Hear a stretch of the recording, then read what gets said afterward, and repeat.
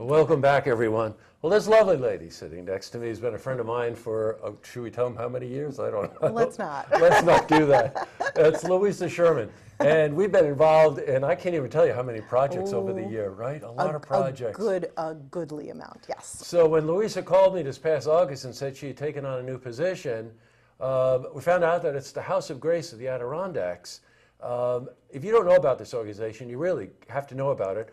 But nobody could explain it better than Louisa. So first, welcome. Thank you. Great to see you. Great Jesse. to have you here. Thank you. Tell us a little bit about House of Grace. What is House of Grace? First of all, it is a house. It's a residential property on a beautiful little dead-end street, just a couple blocks from Glens Falls Hospital. Yeah, Henry Street, right? Henry Street, right. Correct. The House of Grace operates as a nonprofit, non-denominational comfort care home for the terminally ill. That can range from someone any age. Our geographic region stretches northern Saratoga, Warren, Washington, Essex, and Hamilton counties. We work in tandem with High Peaks Hospice. Now, the misnomer sometimes with hospice still is you need a cancer diagnosis. It's not the case anymore. Okay. I think it was maybe originally when hospices were formed, but it can be any terminal illness. Typically, the prognosis for our residents is 3 months or less. Wow, a very difficult time emotionally, very difficult time for the family.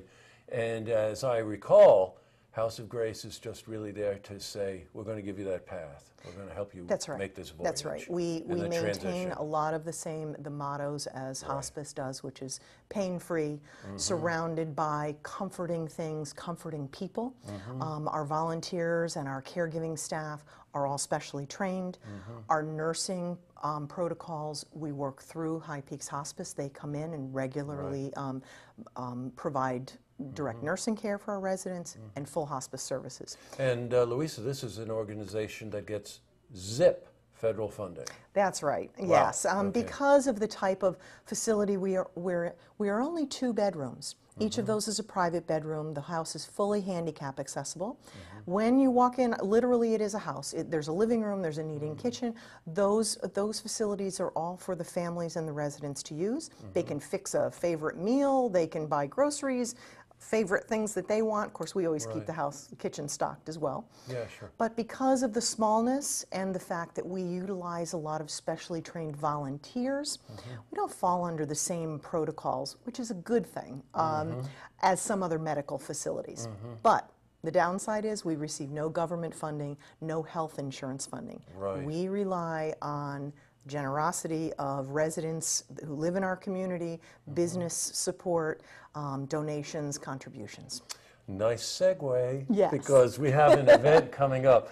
And you know, I was joking with Louisa before we went on camera, actually about a bunch of things, we were catching up. But the whole idea that, okay, so here's another function, sit around a table with 10 people, make sure that you eat the chicken and whatever it is. You guess where this fundraiser is? It's Glens Falls Civic Center. There you go. A hockey game. You got it. And not just a hockey game. That's correct. It is the Flames versus the Phantoms hockey game. I know. This is there's a lot of anticipation about this game to see actually what happens. And also, I think the event is the 18th, and we'll cycle back on some of this information for you. I think it's the second home game. Correct. So it's early on in the season, and if any of you follow hockey, you know, those first couple of games at home are just very, very exciting games. Special seating arrangements have been made for people who buy the tickets, right? We have, it is a benefit night for the House of Grace. We are selling tickets through the House of Grace, and it's gold and silver seating sections. We have our own section. We're going to have an information table also that evening. Great. So we get to do some hooting and hollering and cheering on for the House of Grace, as well as for welcoming the Flames. So you get to sit in the gold and silver section as opposed to the tin section, which is where I sit. That's beside the point. Actually, any seat in the Civic Center is great. It is. It's a great building. But so you're in this section. $20 a ticket. You're right. I'm not exactly sure this, but I'm pretty sure most of the tickets, especially for the preferred seating, go anywhere from the mid-20s, $25 or something like that. Correct. So there's a bit of a discount there. And remember, a portion of the ticket sale, because the Civic Center obviously has a lot of overhead, a portion of the ticket sale goes, so you really need a lot of people to come in. We do. Right? We do, absolutely. I mean, my goal would be to fill that whole section right up. Yeah, got it. Yeah. Okay. Well, I have a feeling that you might, in between what I know about you and your enthusiasm, and of course the cause. It's, you know, it's not that one that you see a lot of chest beating for, or you pass by it every day and you're reminded of it. But if you're ever faced with this situation, the comfort factor and the ability to be in an environment that helps you emotionally, helps with the transition, like If I can give you just some quick examples. Sure.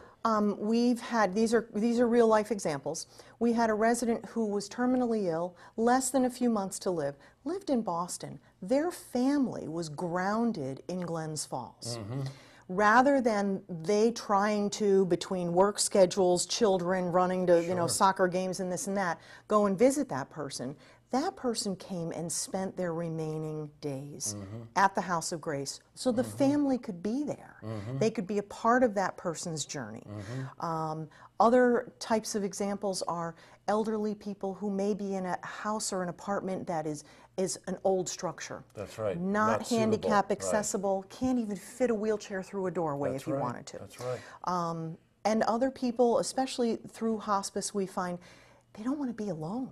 That's right. Of course they don't And want if to be they alone. don't Think have about that. anybody, we become their family. Yes, you got it.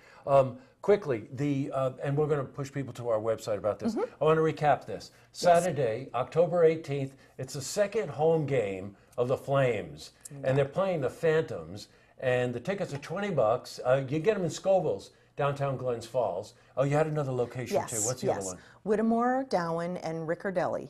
They're accountants out on Aviation Road, right across from where Scoville's Market used to be, Sokolo's Market, Sokolo's, excuse me, Sokolo's Market, just down from Glens Falls National Bank and Good, the you see their Stewart's. sign. Their sign is really visible from the road. And of course, you know, Scoville's is right downtown, right on the circle there.